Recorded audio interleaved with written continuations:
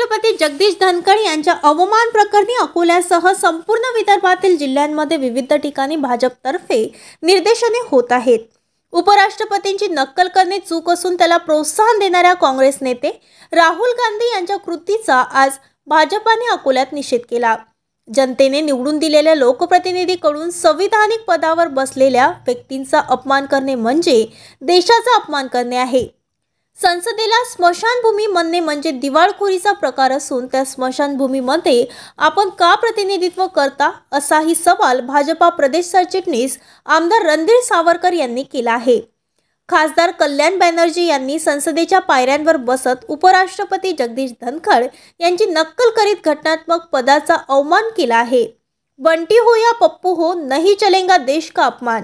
भारत माता की जय। संविधानाचा अपमान करणाऱ्या काँग्रेस व त्यांच्या सहकाऱ्यांचा धिक्कार असो असे नारे आज लावण्यात आले।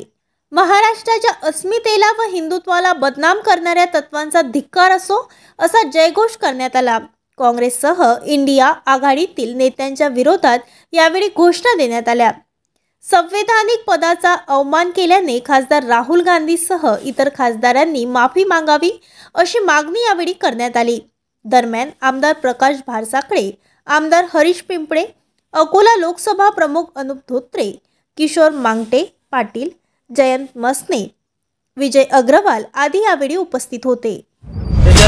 विद्वान सिनियर काउन्सिल आणि उपराष्ट्रपती जगदीशजी यांच्याबद्दल आक्षेपार्ह हातवारे करणे, व्यंग करणे ही भारतीय संस्कृतीची आणि लोकशाहीची कधीच परंपरा नव्हती। वडीलधाऱ्यांचा मान सन्मान ठेवणे ही आपली संस्कृती आहे आणि विशेषतः संसदेच्या पवित्र ठिकाणी त्याचं पावित्र्य राखणं हे तिथल्या प्रत्येक खासदाराचं काम आहे। परंतु त्या एक संस्कृतीला काळीमा फासण्याचं काम श्री बॅनर्जी आणि श्री राहुल गांधी यांनी केलेलं आहे। त्यांचा आम्ही तीव्र शब्दात निषेध व्यक्त करतो आणि नापसंती व्यक्त करतो। ताज्या बातम्या आणि घडामोडी बघण्यासाठी महाराष्ट्र मेल या चॅनलला लाईक आणि सबस्क्राईब नक्कीच करा।